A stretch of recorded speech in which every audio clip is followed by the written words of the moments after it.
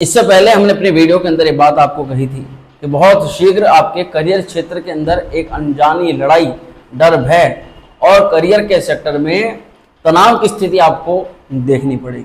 उसका बहुत मुख्य कारण भी आपको बताया था। जिन लोगों के साथ में ये चीजें हुई होंगे जरूर कमेंट करिएगा, क्योंकि आपके कर्म स्थान पर सूर्य, केतु और बुध महाराज की भी युति, यानी कि कभी आपकी बुद्धि काम कर रही है, कभी नहीं कर रही। आपके बॉस के साथ आपके करियर सेक्टर के अंदर, नौकरी के क्षेत्र के अंदर तनाव, सप्रेशन ये लगातार बढ़ता हुआ दिखाई दिया। प्रिय धनु राशि के जातक बहुत ज्यादा समझदार होते हैं, अपने ज्ञान के लिए, अपनी नॉलेज के लिए मुख्य रूप से जाने जाते हैं। इनको एक बहुत विशेष इष्ट कृपा होती है कि किसी भी ज्ञान को शीघ्रता के साथ ग्रहण कर लेते हैं और हर काम को करना सीख जाते हैं, बहुत शीघ्र सीख जाते हैं अगर ये समय लगाएं तो।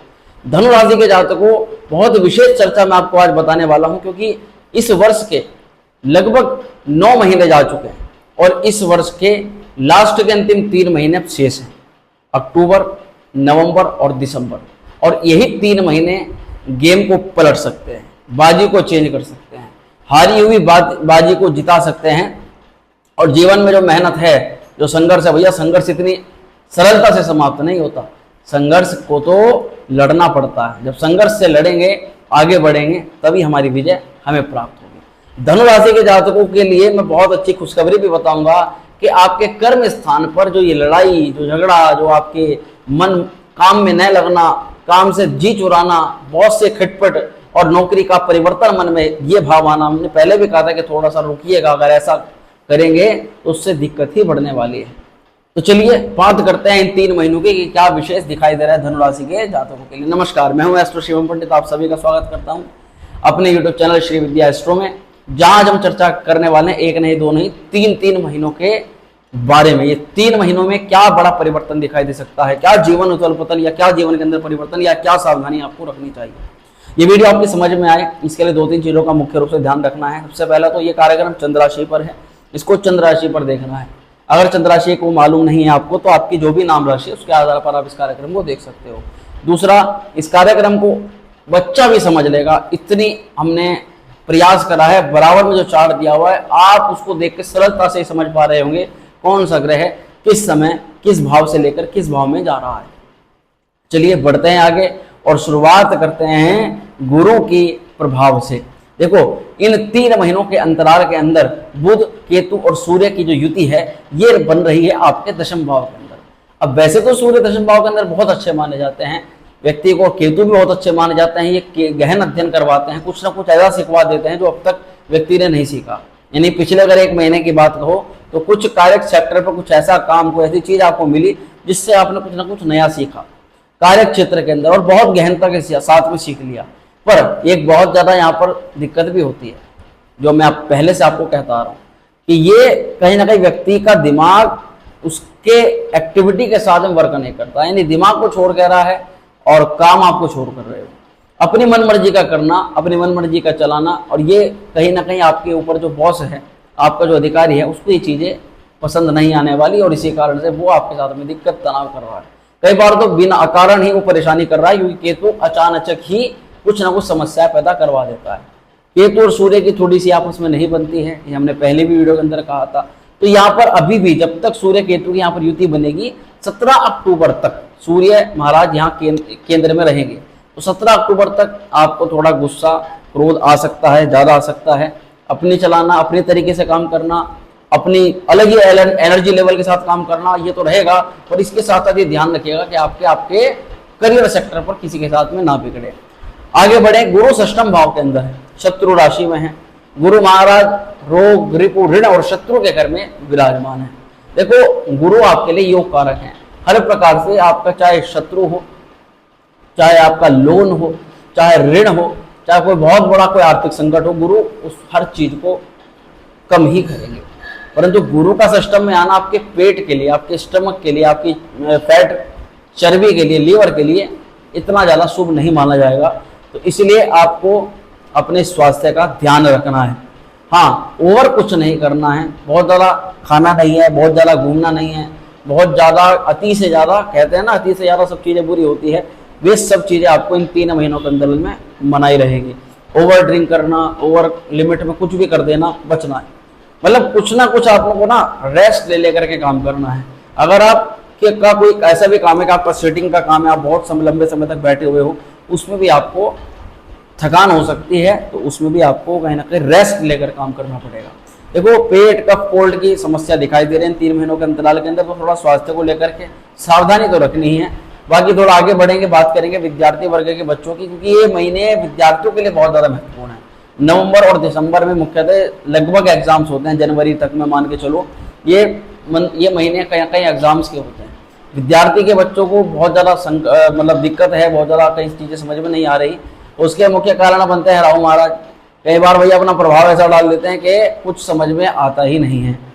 तो यहाँ पर समझेंगे विद्यार्थी वर्ग के बच्चों को कि 20 अक्टूबर से पहले आपके लिए बहुत अच्छा दिखाई दे रहा है। 20 अक्टूबर से पहले कोई एग्जाम है, पढ़ाई को लेकर कोई सोच रहे हो, कहीं जाना है, कोई यात्रा करनी है तो कर सकते हो, किसी से भी मिलना है तो भी कर सकते हो।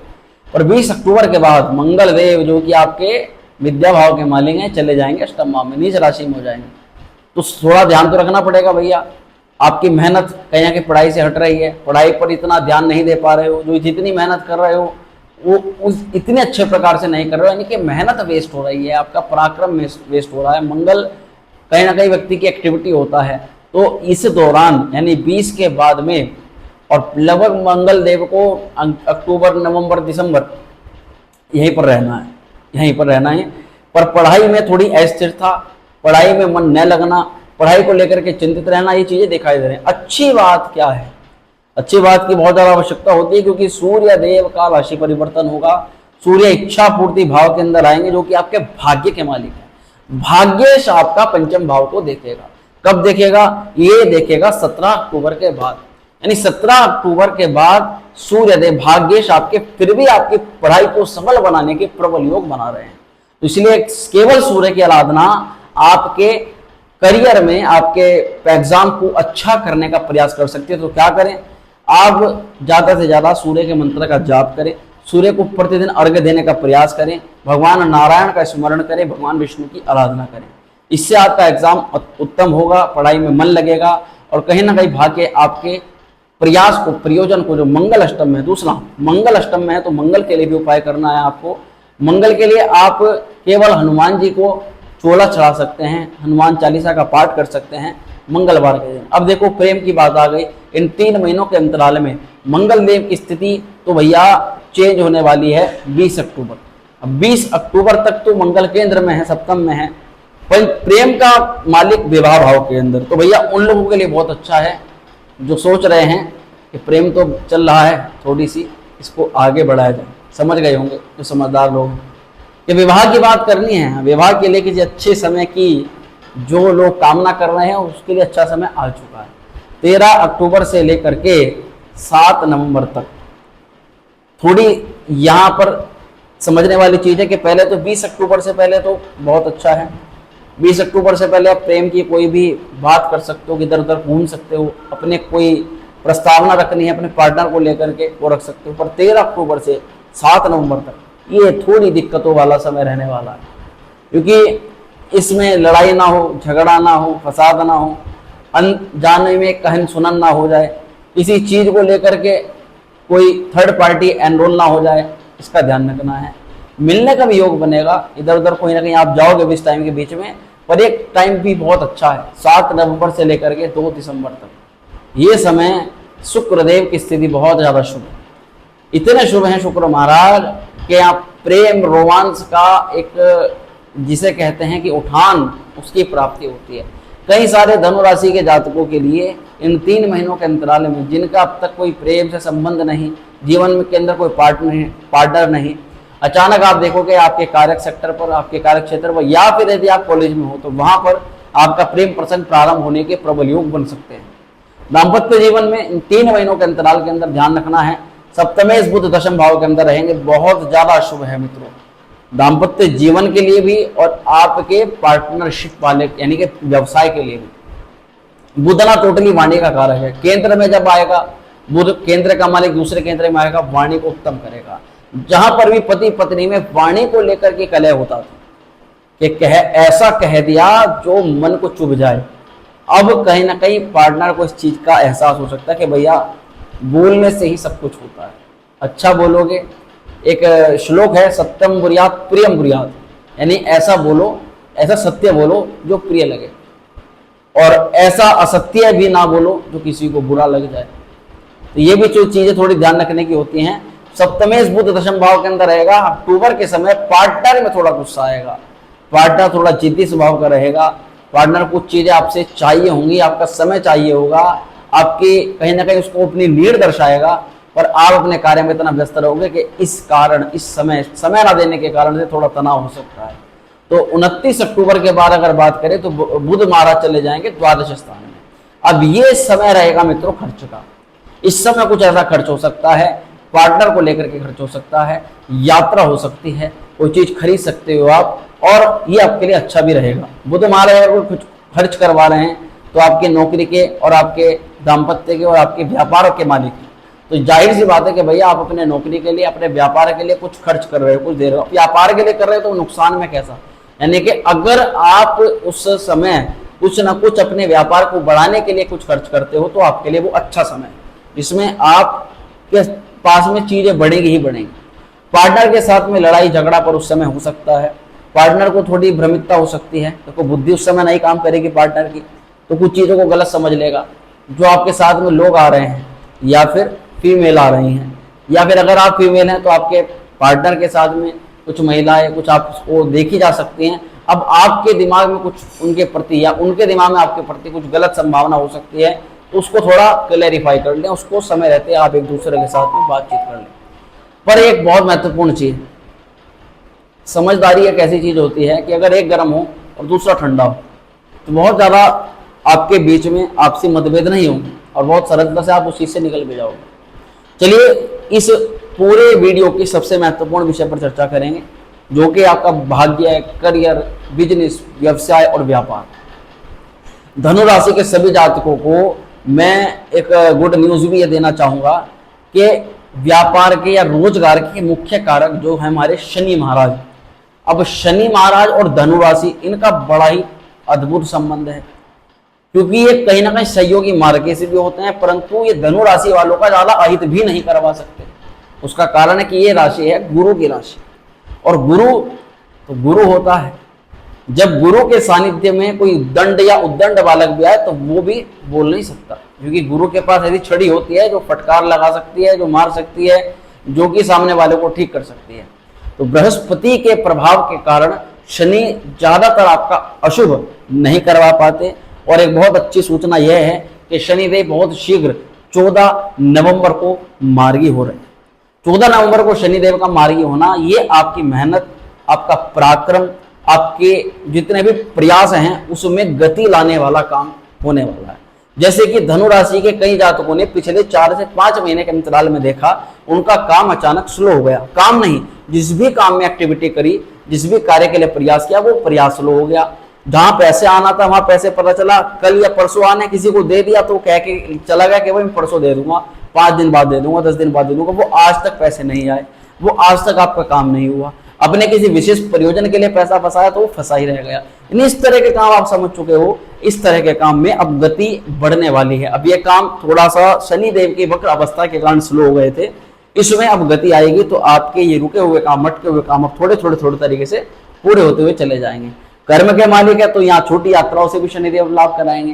छोटी यात्राएं भी आपकी जो है वो जो सफल नहीं हो पा रहे थे ये काम, वे भी अब आपके अच्छे होने शुरू हो जाएंगे।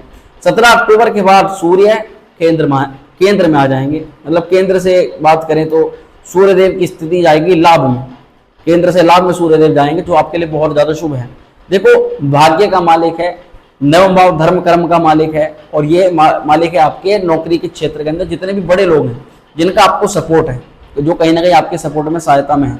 अगर कोई ऐसी परिस्थिति आपके साथ चल रही है जहां पर आपको लगता है कि यहाँ मुझे सहायता की आवश्यकता है, तो ये वो टाइम रहेगा 17 तारीख के बाद, 17 अक्टूबर के बाद, जिसमें ये लोग कहीं ना कहीं आपके फेवर में आ सकते हैं। या आपको लगता है कि मेरे साथ ऐसी परिस्थिति है कि अगर कोई मेरे फेवर में नहीं आया तो मेरे साथ अहित हो जाएगा, तो लोग आपके फेवर में 17 तारीख के बाद आ सकते हैं। काम आपके सारे होंगे, काम में कोई दिक्कत नहीं आएगी, परंतु 16 नवंबर से पहले या 15 दिसंबर के बाद आपको अपने महत्वपूर्ण कार्य कर लेने चाहिए। 16 नवंबर से पहले और 15 दिसंबर के बाद ये समय आपको लिए जरूर याद रखना है इस टाइम पीरियड में, जो 16 नवंबर से लेकर के 15 दिसंबर तक हम कहेंगे, तो भैया इस टाइम में थोड़ा सा आपको काम करने से बचना है। क्यों? क्योंकि इस समय सूर्य देव जो आपके भाग्य के मालिक हैं, ये जाएंगे द्वादश स्थान में, जहां इन्हें बिल्कुल भी अच्छा नहीं माना जाता।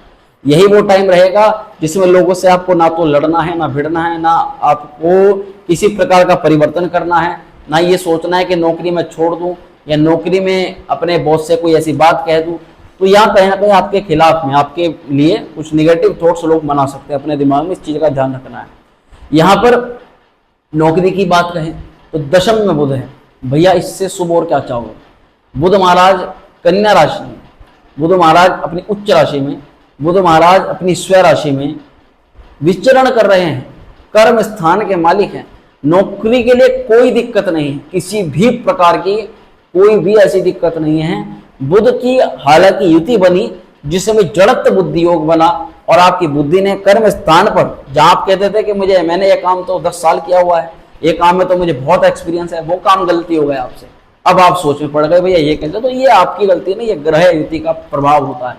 वाणी अचानक कहना कुछ हो रहा है, सोच समझ के गए, ऐसे नहीं, ऐसे बोलेंगे, ऐसे बोलेंगे, ऐसे बोलेंगे, सामने जब बात होनी शुरू हुई तो मुंह से कुछ और ही निकल गया, अरे ये क्या कर दिया, ऐसे तो बोलना ही नहीं था, अब बाद में पछतावा हो रहा है। यानी वाणी ने अचानक कहीं का कुछ बुलवा दिया, बुद्धि ने कहीं साथ नहीं दिया, जहां साथ देना था वहां नहीं दिया, दूसरों के मैटर्स में पूरा साथ दे रही है। ये होता है मित्रों जड़त बुद्धि हो, और ये प्रभाव अभी है। अभी बुध महाराज 10 अक्टूबर तक जहां पर बुध और केतु की युति के साथ रहेंगे, तब तक आपको क्या करना है, जड़त बुद्धि योग के लिए जल में मिलाए शक्कर और शंकर जी को चढ़ाना प्रारंभ कर दें। ये जड़त बुद्धि योग का बहुत अच्छा उपाय होता है, जिसमें बुद्धि भी काम करती है, व्यापार भी अच्छा चलता है और करियर में भी ग्रोथ होती है। काम के रिजल्ट से असंतुष्ट रहे, अभी भी चल रहे हैं, वो ग्रोथ नहीं दिखाई दे रही, वो रिजल्ट नहीं दिखाई दे रहा, वो जो सीखने की भावना थी वो सीखना भी नहीं दिखाई दे रहा। ऐसा लग रहा है कि बस जैसे किसी ने एक साइड एक धक्का दे दिया हो कि बस चलते रहो चलते रहो चलते रहो, आ जाएगी मंजिल जब आनी होगी, और आप बस चल रहे हो। तो जैसे कोई जबरदस्ती पकड़ करके काम करवा रहा हो, अपने आप को कुछ नहीं पता कि क्या चल रहा है, वो वाली स्थिति थोड़ी सी आपको लग रही होगी। पर 16 नवंबर से पहले नौकरी मिलने की प्रबल संभावना है। 16 नवंबर से पहले आपका काम लग सकता है, आपका व्यापार बढ़ सकता है, आपकी इनकम में इजाफा हो सकता है, प्रमोशन के भी योग बन सकते हैं। व्यापारिक दृष्टिकोण से भी समय जानने वाला रहेगा, क्योंकि सप्तमी से बुध महाराज, बुध तो भैया अच्छे दिखाई दे रहे हैं। इस पूरे ही टाइम के दौरान अक्टूबर, नवंबर और दिसंबर में बुध महाराज केवल एक बार खराब अवस्था के अंदर जाएंगे। चलो उस पर भी थोड़ा चर्चा करते हैं। तो कौन सी चर्चा है? नौकरी वालों के लिए और व्यापार वालों के लिए। देखो शुरुआत में थोड़ी चिंता रहेगी, क्योंकि बुध रहेगा केतु के साथ, बुद्धि काम नहीं कर रही, मैंने आपको पहले बताया, तो कुछ समझ में भी नहीं आ रहा है। अब जब कुछ समझ में नहीं आ रहा है तो उस समय परिवर्तन क्यों करें, उस समय चीजों में बदलाव क्यों करें जब कुछ समझ में नहीं आ रहा है। तो ये चीज आपको थोड़ी समझनी पड़ेगी। बुध महाराज की स्थिति समाप्त हो जाएगी 17 अक्टूबर को। 17 अक्टूबर के बाद बुद्धि भी तीव्रता से काम करेगी, कई सारे काम बन भी जाएंगे, नौकरी को चिंता भी कम हो जाएगी, पर थोड़ी यात्रा होगी, थोड़ा संघर्ष बढ़ेगा, किसी का व्यापार में साथ आना, किसी का व्यापार में जुड़ जाना ऐसा दिखाई दे रहा है। और अगर इसके लाभ की बात कहो तो अगर ये टाइम आप करते हो 17 अक्टूबर के बाद व्यक्ति को जोड़ते हो, तब तो आपके लिए बहुत अच्छा है।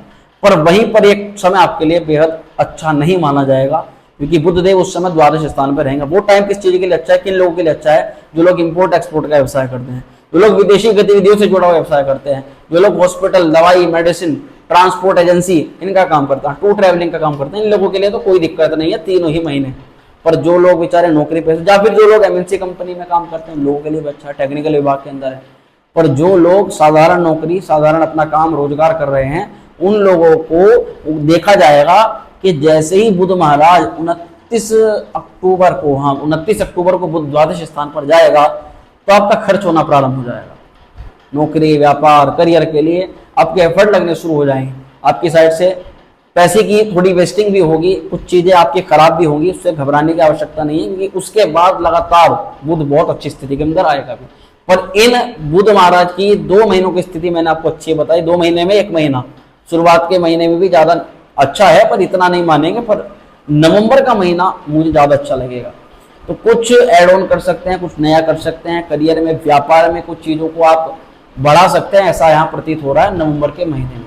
चलो बात करें आगे की और आपके उपाय की बात करें तो इन सभी चीजों को देखते हुए आपको एक तो गुरु के बीज मंत्र का जाप करना चाहिए, ओम ग्राम ग्रीम ग्रूम से गुरुवे नमः, हनुमान चालीसा का प्रतिदिन आपको पाठ करना चाहिए और सूर्य नारायण को प्रतिदिन अर्घ्य प्रदान करना चाहिए। ये सर्वश्रेष्ठ आपके लिए उपाय रहेंगे। एक बहुत अद्भुत जानकारी और दे दूं आपको कि अब पितृपक्ष प्रारंभ होने वाला है। कई लोग जो हमारी वीडियो को देख रहे होंगे वे जानते होंगे पितृपक्ष क्या है।